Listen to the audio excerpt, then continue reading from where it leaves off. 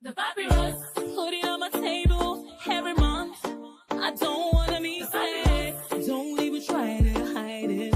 No, I don't wanna lose it. And you see how it is, it's so inviting.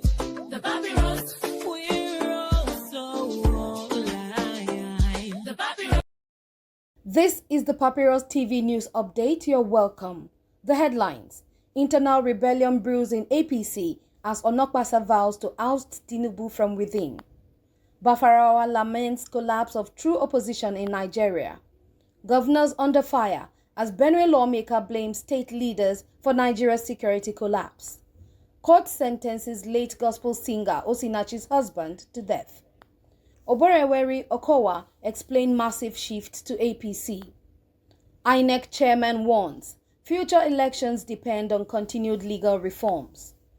El Rufai dismisses defector politics, launches SDP platform for new Nigeria. The details. Discontent is stirring within the ruling All Progressives Congress APC as Jesutega Onokpasa, a founding member and longtime loyalist of President Bola Tinubu, publicly criticized the president's economic policies and declared his intent to oppose Tinubu's re-election in 2027.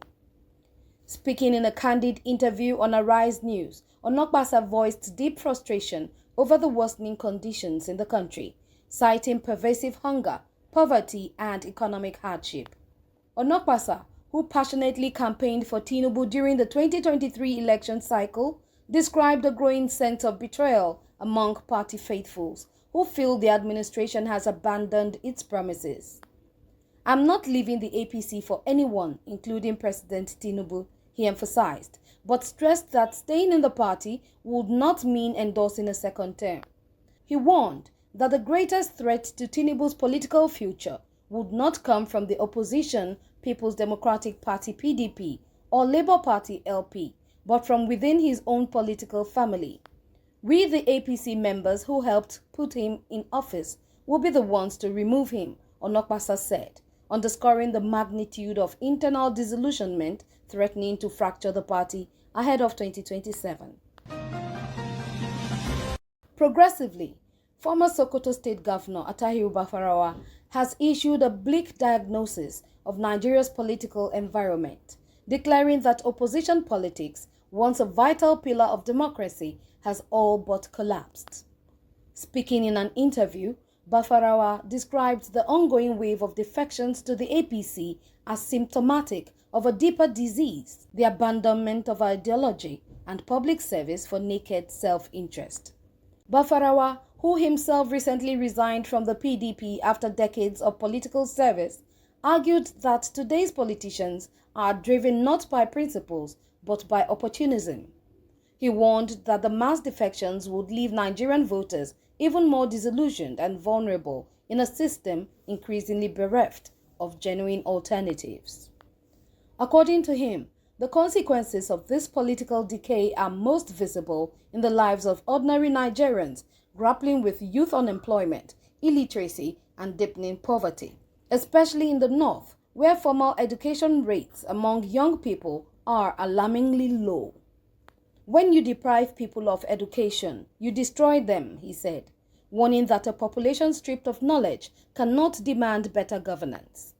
Bafarawa concluded with a somber reflection: voters are not entirely to blame for selling their votes. They are casualties of a system that has deliberately impoverished and disenfranchised them, leaving them with little choice but survival. Meanwhile, amid rising insecurity across Nigeria, a bold accusation has emerged from the Benue State House of Assembly, where Isaac Ochekliye Agbo, representing Ohimini constituency, laid the blame squarely on the feet of the state governors. At a high-level security summit in Makudi, Agbo argued that governors are starving local governments of vital funds necessary for community policing and early security interventions. Governors receive substantial allocations, yet these funds never trickle down to where they are needed most, Agbo charged, calling out what he described as deliberate disempowerment of grassroots governance. He lamented that weakened local governments are powerless to confront the criminal activities ravaging communities. Agbo's frustration was echoed by other speakers. Security consultant Lazarus Mom praised localized security initiatives in Guma and Katsina as evidence that empowering communities works, while Tewasi Uche of Guma 1 constituency slammed the state government for alleged mismanagement of security resources. He cited the unfulfilled promises of delivering patrol vehicles and equipment to local authorities as a glaring example of the state's failures. The summit revealed a growing consensus. Without transparency in local security funding and real devolution of power to the local level, insecurity will only worsen. Continuing, in a historic judgment that resonated far beyond the courtroom, an FCT High Court sentenced Peter Nwachukwu, husband of late gospel singer Osinachi Nwachukwu, to death by hanging after finding him guilty of culpable homicide. The trial, which began in June 2022, exposed a chilling pattern of domestic abuse masked behind a public image of religiosity and musical success. 17 witnesses, including 2 of the couple's children, testified against Nwachukwu, painting a harrowing portrait of spousal battery, intimidation, and cruelty that ultimately culminated in Osinachi's death. Justice Njideka Nwosu-Iheme ruled that the prosecution had overwhelmingly proved that Nwachukwu's actions caused his wife's death. Besides the death sentence on the homicide charge, Nwachukwu received multiple prison terms and fines for other counts, including child cruelty and intimidation. The case, one of Nigeria's most closely watched domestic violence trials, has sparked renewed public discourse around the urgent need for stronger protections for victims of abuse and has set a major legal precedent in the fight against domestic violence. Moving on, in a dramatic political realignment that stunned observers, Delta State Governor Sheriff Oborevwori and his predecessor, Ifeanyi Okowa, officially led a mass defection from the PDP to the APC, calling the move a movement for the state's future rather than a simple party switch. Addressing thousands at a rally graced by APC national leaders, Oborevwori declared that the defection was driven by a desire to anchor Delta's development within the federal mainstream.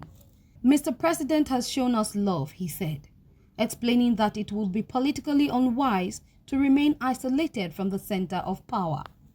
Okowa, speaking at the same event, defended the controversial decision, citing Delta's historical losses due to strained relations with the federal government during his tenure.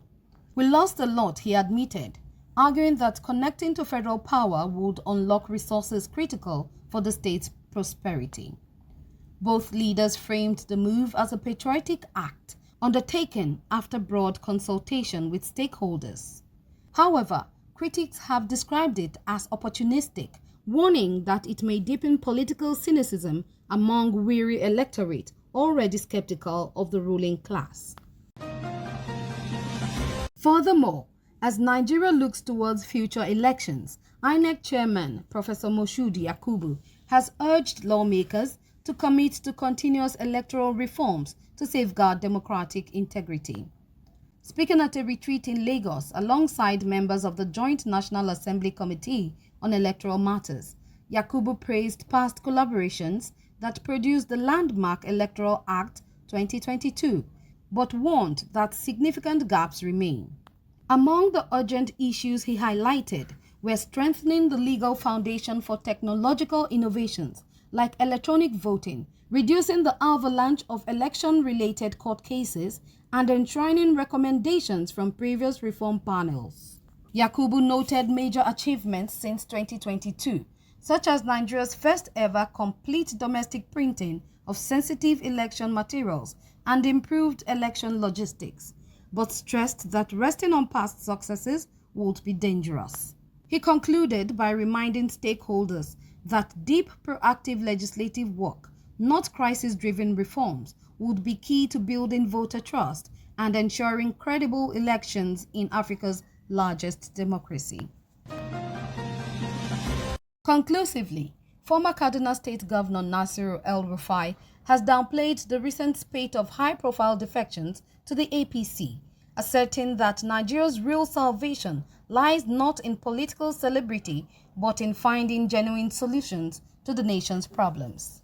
Speaking to journalists in Kano, El-Rufai revealed that his move to the Social Democratic Party (SDP) was driven by a vision to create an inclusive platform where merit, not money or godfathers, would determine political advancement. He criticized the current political landscape as suffocated by entrenched interests and said the SDP would prioritize unleashing Nigeria's vast, untapped leadership potential. These high-profile defections are good for headlines, he said. But if you don't have the people, you are nothing.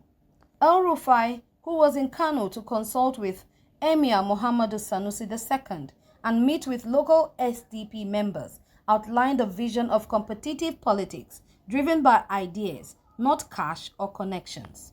A stark contrast to the political horse trading gripping the nation's power centers.